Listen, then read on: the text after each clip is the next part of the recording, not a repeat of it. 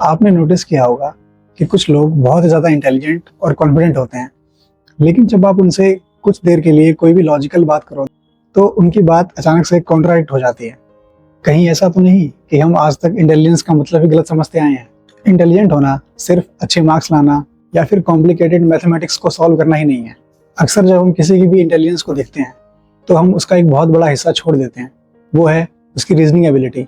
वो इंसान सोचता कैसे है। तो आज हम बात करेंगे कुछ ऐसे साइंस की जो कि लो कॉग्निटिव एबिलिटी या फिर वीक रीजनिंग एबिलिटी से एसोसिएट हो सकते हैं।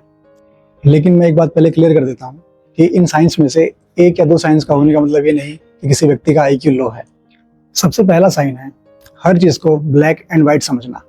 आपने कुछ लोग देखे होंगे जो हमेशा कुछ ऐसे बात करते हैं कि ये सही है तो वो गलत, या तो तुम मेरे साथ हो या तुम मेरे अगेंस्ट हो, या तो अगर ये पर्सन अच्छा है तो इसमें कोई बुराई हो ही नहीं सकती। ये थिंकिंग बहुत कॉमन है, लेकिन रियल लाइफ इतनी सिंपल नहीं होती। कोई इंसान किसी एक सिचुएशन में ठीक हो सकता है, दूसरे में गलत हो सकता है।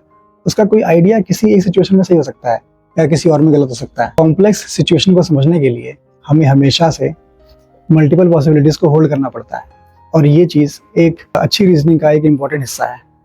सेकेंड साइन है अपने ओपिनियन को ही फैक्ट समझना। आपने हमेशा कुछ लोगों को देखा होगा कि कुछ लोग कुछ ये सोचते हैं कि अगर कोई फैक्ट उनको पता है तो वही फाइनल ट्रुथ है। इंटेलिजेंट थिंकिंग का मतलब ये नहीं कि आप हमेशा सही होंगे, जबकि इसका मतलब ये है कि आपको ये भी मानना होगा कि हाँ, मैं गलत हो सकता हूँ। और दोस्तों, अपने बिलीफ को क्वेश्चन कर पाना एक इंटेलेक्चुअल स्ट्रेंथ है, ना कि वीकनेस। अगला साइन है हर आर्ग्यूमेंट को पर्सनल बना लेना। सोचो, आप किसी आइडिया को चैलेंज करो और सामने वाला व्यक्ति उस आइडिया को डिफेंड करने के बजाय आप पर ही अटैक करना शुरू कर दे कि तुम होते कौन हो, तुम्हें कितनी नॉलेज है, तुम खुद क्या करते हो। यहाँ पर डिस्कशन टॉपिक से हटकर पर्सन पे आ गया। दोस्तों, किसी भी आर्ग्यूमेंट को चैलेंज करने के लिए ये जरूरी नहीं कि उस पर्सन में कमी हो। आर्ग्यूमेंट को आर्ग्यूमेंट से ही चैलेंज करना चाहिए। अगला साइन है हर चीज के लिए इंस्टेंट आंसर ढूंढना। इंटरनेट के समय में हमारी एक अजीब सी हैबिट हो गई है। क्वेश्चन मिला, गूगल किया, आंसर मिला, डन। लेकिन कुछ क्वेश्चंस का आंसर इमीडिएटली नहीं मिल सकता। कभी कभी अनसर्टेनिटी को टॉलरेट करना भी इंटेलिजेंस का पार्ट है। मुझे इसका आंसर अभी नहीं पता, ये कोई इंटेलेक्चुअल वीकनेस नहीं, जबकि इंटेलेक्चुअल ऑनेस्टी है। अगला साइन है दूसरों की पूरी बात सुनने और समझने से पहले ही अपना रिप्लाई तैयार कर लेना।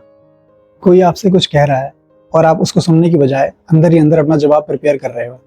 एक्चुअल में आप उसको सुन नहीं रहे, आप बस ये सोच रहे हो कि कब ये चुप हो और मैं बोलूं।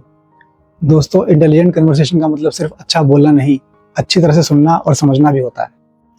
दोस्तों, अब एक जरूरी बात, अगर इनमें से कोई भी साइन आपको अपने अंदर मिल जाता है तो ये नहीं सोचना कि मेरा आईक्यू लो है। इंटेलिजेंस की कोई फिक्स्ड पर्सनैलिटी लेवल नहीं है जिसको देखकर हम किसी इंसान को परमानेंटली जज कर दें। और दोस्तों, रीजनिंग को इम्प्रूव किया जा सकता है, और शायद इंटेलिजेंस का सबसे अंडररेटेड साइन ये है कि आपको हर वक्त इंटेलिजेंट दिखना जरूरी नहीं होता। और दोस्तों, आपको ये वीडियो कैसा लगा? जो भी पॉइंट्स मैंने आपके सामने रखे, आपका उनके बारे में क्या विचार है, आप कमेंट सेक्शन में जरूर बताएं। धन्यवाद।